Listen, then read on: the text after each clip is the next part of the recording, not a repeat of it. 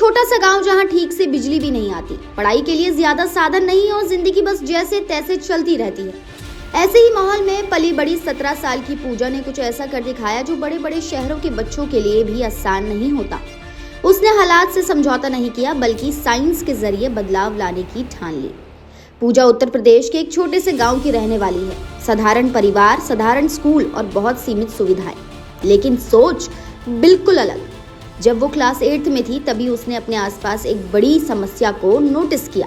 गांव में जब किसान फसल की मड़ाई करते थे तो थ्रेशर मशीन से बहुत ज्यादा धूल उड़ती थी। वो धूल सिर्फ खेत तक नहीं रहती थी बल्कि आसपास के घरों और बच्चों तक पहुंच जाती थी।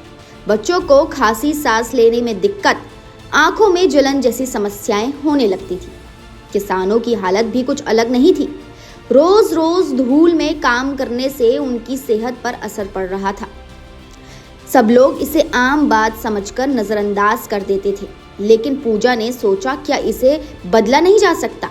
उसने किसी बड़े साइंटिस्ट की तरह नहीं बल्कि एक जिज्ञासु बच्चे की तरह सोचना शुरू किया।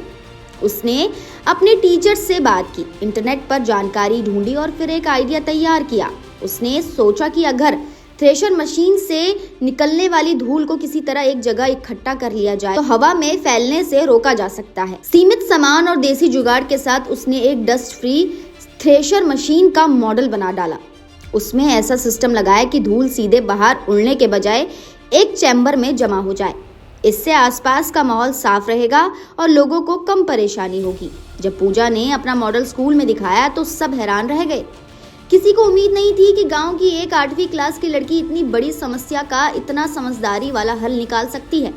धीरे धीरे उसका प्रोजेक्ट आगे बढ़ा और उसे इंस्पायर अवार्ड के लिए चुना गया। यह अवार्ड भारत सरकार की तरफ से उन बच्चों को दिया जाता है जो साइंस में कुछ नया और काम का आइडिया लेकर आते हैं। पूजा के लिए ये पल बहुत खास था। उसने न सिर्फ अपने परिवार बल्कि पूरे गांव का नाम रोशन कर दिया। लेकिन कहानी यहीं खत्म नहीं हुई। पूजा को सैकुरा साइंस प्रोग्राम के तहत जापान जाने का मौका मिला। सोचिए, जिस लड़की ने अपने गांव से बाहर की दुनिया मुश्किल से देखी थी, वो जापान जैसे देश में साइंस की नई नई टेक्नोलॉजी देख रही थी।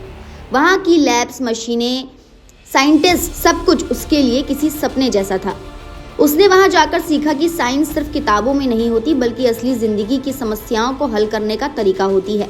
जापान से लौटने के बाद उनका आत्मविश्वास और भी बढ़ गया। अब वो बड़े स्तर पर काम करना चाहती थी।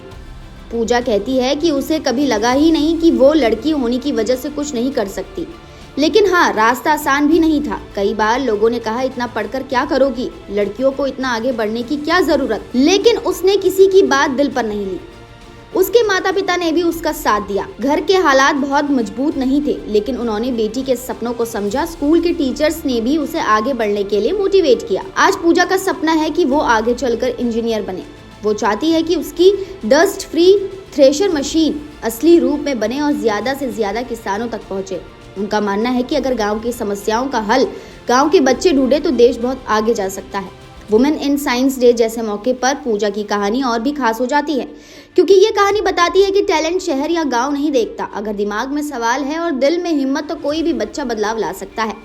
पूजा ने यह भी साबित कर दिया कि बिजली ना हो, बड़ी लैब ना हो, महंगे उपकरण ना हो, फिर भी अगर सोच बड़ी है तो काम बड़ा हो सकता है। उसने ये भी दिखाया कि साइंस सिर्फ टॉपर्स या बड़े स्कूलों के बच्चों की चीज नहीं है। साइंस हर उस बच्चे की है जो सवाल पूछता है और जवाब ढूंढने की कोशिश करता है। आज अगर कोई लड़की ये सोचती है कि क्या मैं भी कुछ बड़ा कर सकती हूँ, तो पूजा की कहानी उसका जवाब है, हाँ, बिल्कुल कर सकती है। गांव की वो साधारण सी लड़की अब कई लोगों के लिए मिसाल बन चुकी है और ये सिर्फ शुरुआत है। असली बदलाव तो अभी बाकी है मेरे दोस्त। तो दोस्तों, आज के लिए इतना ही। उम्मीद करती हूँ आपको ये वीडियो पसंद आया होगा। अगर आपको ये वीडियो पसंद आया तो इसे लाइक कीजिए और हमारे चैनल को सब्सक्राइब करना ना भूलें।